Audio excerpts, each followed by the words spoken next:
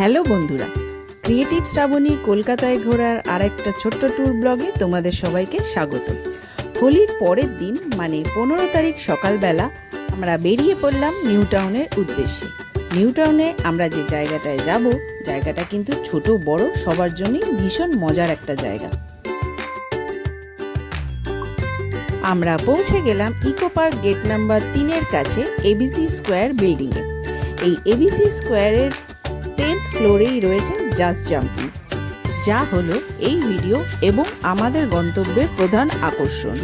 জায়গাটার লোকেশন তোমাদের আরেকবার বলে দিই, এই যে মঙ্গলদ্বীপ মেট্রো স্টেশন যেটা নতুন তৈরি হয়েছে তার একদম লাগোয়া। এলিভেটর থেকে নামলেই তোমাদের ওয়েলকাম জানাবে এই কালারফুল ওয়ার্ল্ড আর লাউড মিউজিক।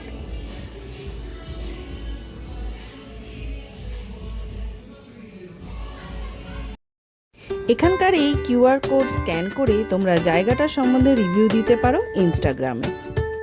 এই হলো জাস্ট জাম্পিংয়ের রিসেপশন এরিয়া। এখানেই এসে তোমাদের টিকিট কাটতে হবে, আর রিসেপশন এরিয়া থেকে দেখতে পাবে তোমরা এই কালারফুল পুরো এরিয়াটা।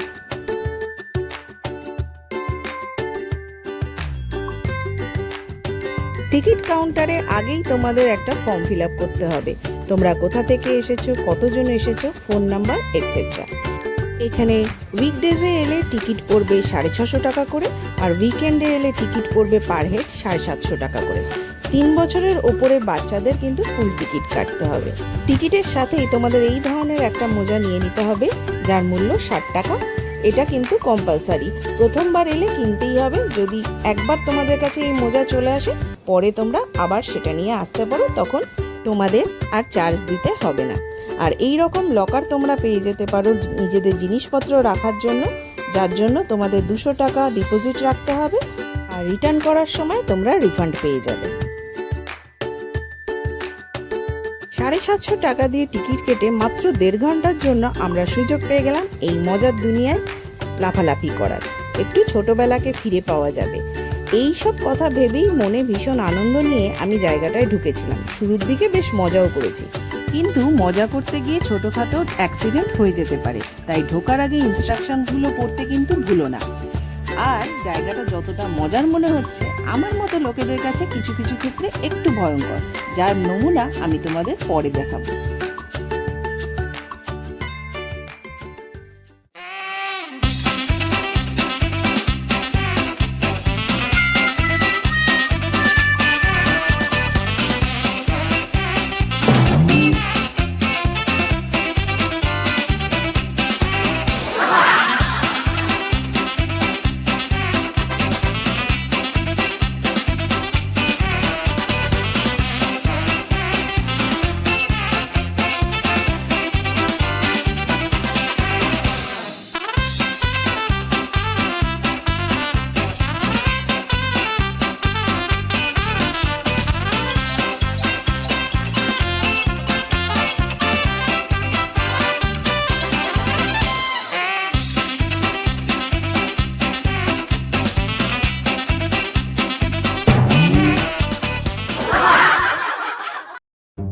এইবার আসছে আমার মতে সেই ভয়ঙ্কর কিছু রাইড, যেগুলো অভি তো করে নিল, কিন্তু আমি করতে গিয়ে কি করলাম সেটা দেখে নাও।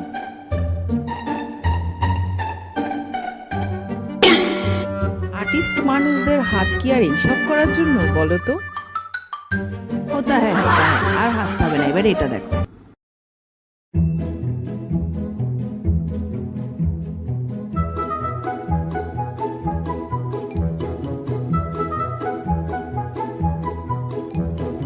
এইবারে অভি চেষ্টা করছে রক ক্লাইম্বিং করার, দেখো শেষ অবধি কি হয়।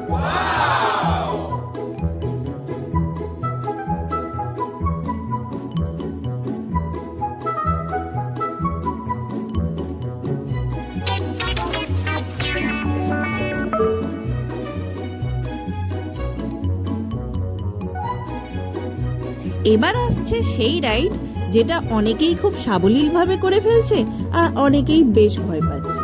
সাবলীলভাবে করতে পারা লোকজনদের মধ্যে অভি একজন। আর আমি কি করলাম না, সেটা আর আমি বলবো না।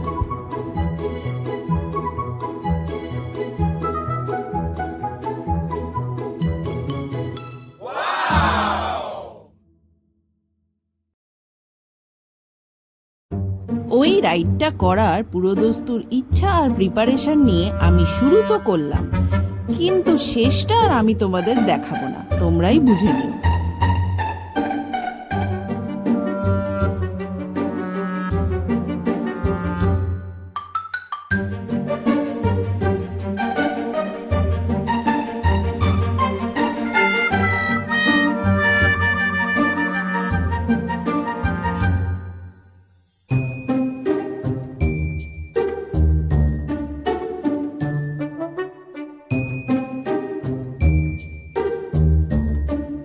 কিছু টেকনিক্যাল কারণে ওই ভিডিওটা আর নেওয়া যায়নি, থাক আর দেখে দরকার নেই। এবার চলো নেক্সট রাইড মানে স্লাইডিং করতে।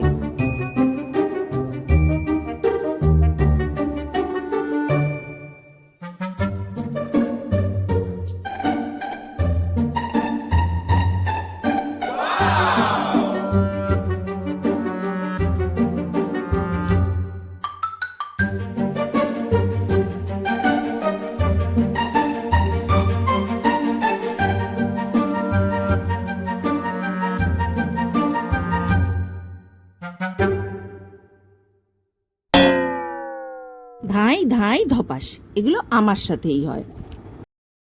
কি পারি না পারি জানি না, সেলফি তুলতে ভালো পারি। এবার তোমাদের দেখিয়ে দিই জাস্ট জাম্পিনের কিডস এরিয়া।